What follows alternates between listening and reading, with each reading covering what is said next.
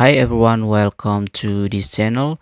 So in this tutorial I will show you how to hide your game on Steam. So first of all, we go to the library and to see the list of all your game, and this is my game here.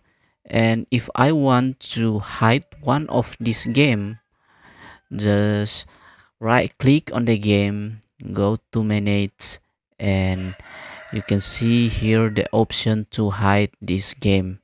You can click, and now this game is hiding, not appears in your library. And to access this hidden game, you can go to the view, and you can see here hidden games, and your games will appear here. So if you want to bring back this game to the library, you just need to right click, go to manage, and remove from hidden. And now your game will come back to the library. You can see this is the game, it's come back to here.